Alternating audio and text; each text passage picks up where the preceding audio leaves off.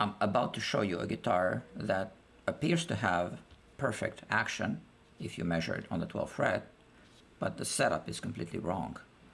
How can that be? Well, there's an old Chinese proverb that says a guitar setup is only good if the three main points of alignments are good, which is the nut, the neck, and the saddle. As I'm sure you know, the saddle adjusts the action. So why don't I just take you to the shop and show you what I mean. Here we have this absolutely gorgeous Gibson country western acoustic guitar. Belongs to a customer. It has an interesting problem. Well, the action is right on spec, but the setup is completely off. How can that be?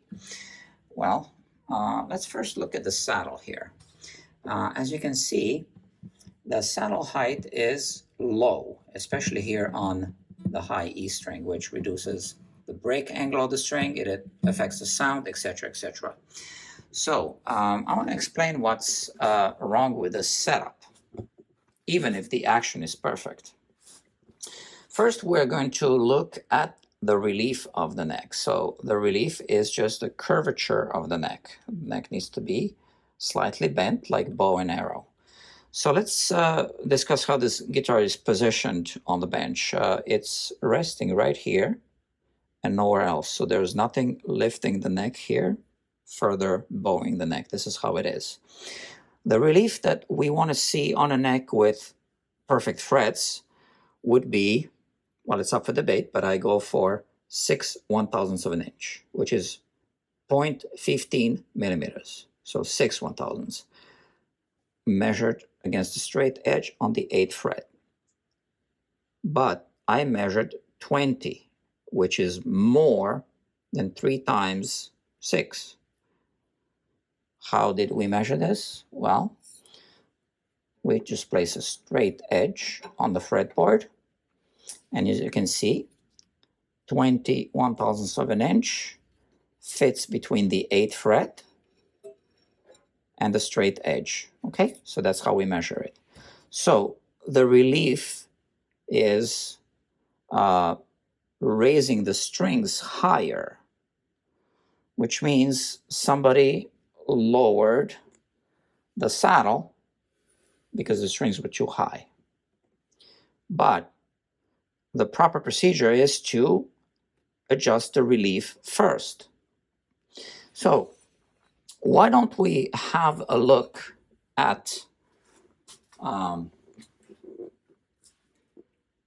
the action on the 12th fret. I'm going to show you through the microscope what I see when I measure action. Okay.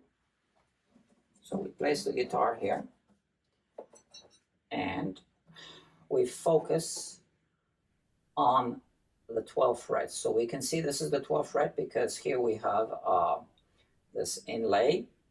Yeah, it's the 12th fret right here. We're focused on that string. We take the action gauge and I place it on the fret, and we can see that it is 80/1000ths of an inch. Now, if we focus on this number 70 here, we see that we can see a little space above the line at 70, right? We don't see the line at 80. It's actually a little bit above 80, but let's call it 80. So now, let's move the entire guitar in this direction so that we can focus our attention to the last fret here. That's the 20th fret. So here we place our action gauge and we measure a lower action. Right? Lower. So this is the string. This is where it settles. So it's actually 70/1000ths of an inch right there on the 20th fret. So what we in fact see is that the action is lower here than it is here, which is wrong. And that's just because the neck has too much relief.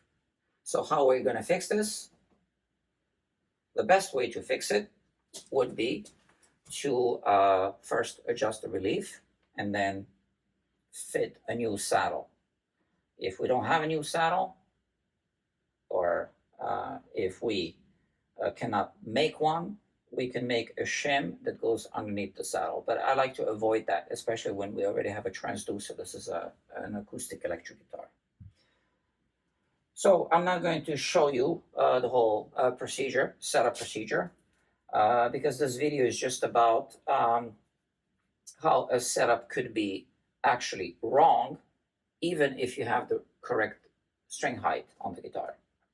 So as a result, because the string is closer to the fretboard here than it is in this area, we can actually experience buzzing even with the action measured at the 12th fret to be correct. Friends, I almost forgot to say this. Welcome back to Guitar Quackery, where we use scientifically proven methods to work on guitars. Oh, sorry. Guitar Quackery. Oh yeah, yeah, that's a very good point. In fact, I should explain that. Yeah, thanks. Oh, you still there? I forgot to ask the viewer to subscribe. Well, I guess you're still watching, whoever you were, yeah? So please, if you feel that this content is helping you, just click the like and subscribe buttons so that YouTube knows what to recommend to you in the future. And thanks for calling. Yeah. So this viewer pointed out that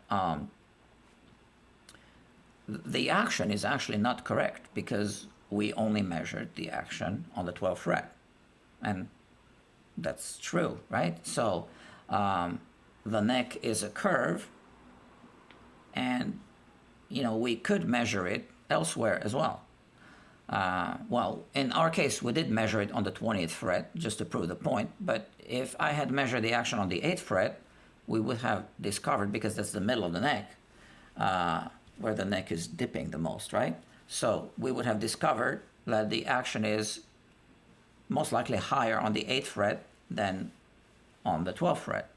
So this brings me back to the point that a setup on a guitar is only good if all three main points of alignments are good, which is the nut, which was good on this guitar, then the neck curvature, and then last, the saddle height, which adjusts the action.